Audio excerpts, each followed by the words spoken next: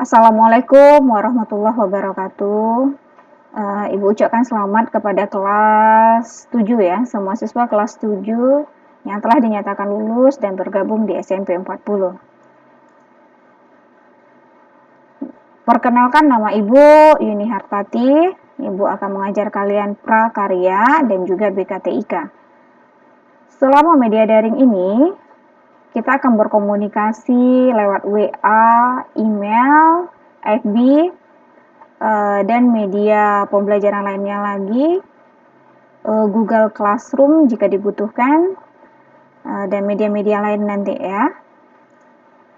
Sebelum memulai pembelajaran, bolehlah kita berdoa. Bismillahirrahmanirrahim. Raditu billahi rabbah wa bil islami dina wa bi Muhammadin nabiyya wa rasulah.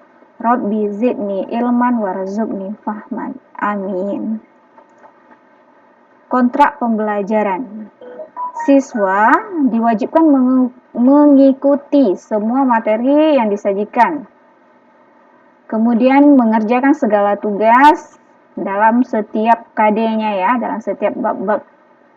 Berbahasa sopan dan santun dalam melakukan chattingan, tidak menggunakan kata-kata yang tidak semestinya. Kemudian ikon dan gambar juga ya, harus sesuai dengan norma-norma sosial kita. Kemudian media daring yang digunakan sesuai apa yang diperintahkan pada bab-bab tertentu. Mematuhi waktu pembelajaran. Pembelajaran kita dimulai jam 8 sampai jam 12 dan Ibu akan melayani tanya jawab sampai jam 9 malam. Walaupun sedikit slow respon. Lewat jam 9 malam, mohon maaf, Ibu tidak melayani chattingan. Kecuali yang sifatnya urgent atau darurat kali ya. Kemudian, yang paling penting, siswa bersungguh-sungguh mengikuti pembelajaran ini, walaupun media kita adalah media daring.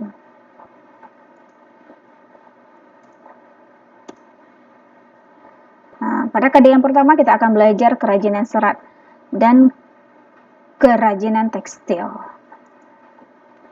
Tujuan pembelajaran dari kerajinan ini, yang pertama, siswa mengetahui keanekaragaman bermacam-macam tanaman serat ataupun hewan yang menghasilkan serat.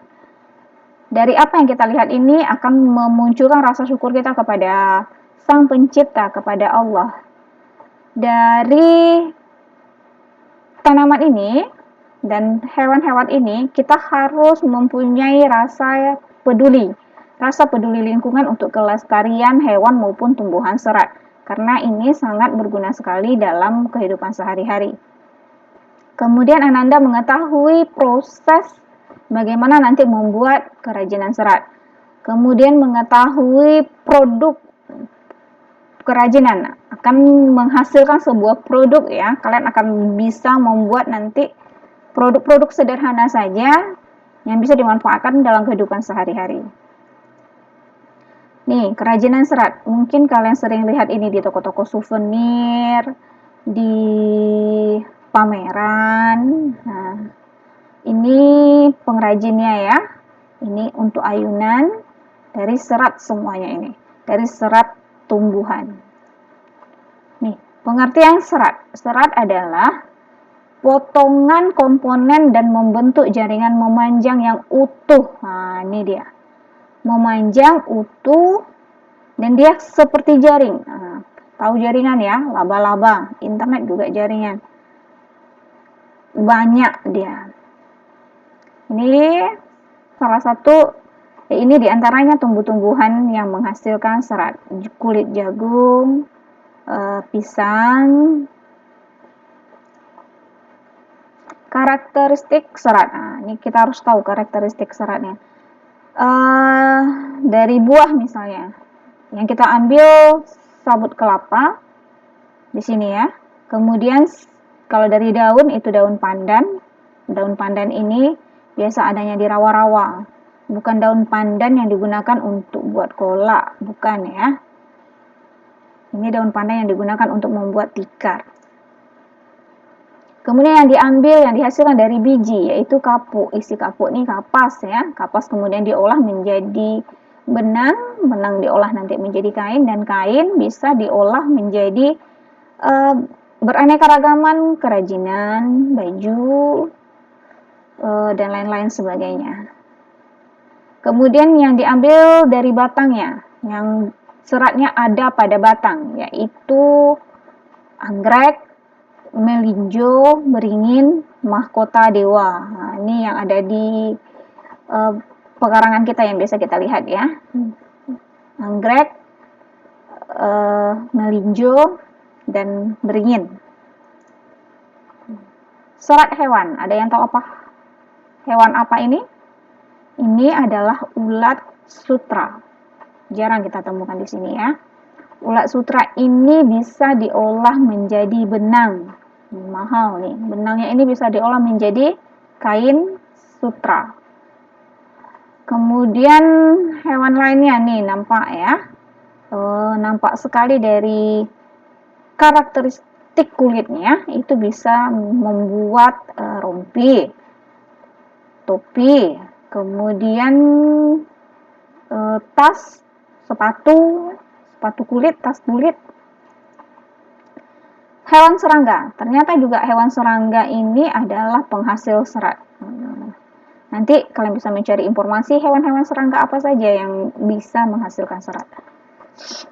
Prinsip pengolahan bahan serat untuk dijadikan tekstil. Ini prinsipnya yang pertama pemintalan. Baik proses yang dilakukan secara manual atau tradisional ataupun pabrik, yang pertama yang dilakukan adalah pemintalan. Pemintalan ini semacam penggulungan, semacam dipintal-pintal ya. Kemudian pemintalan ini dilakukan penggulungan, lebih rapi dari pemintalan ini.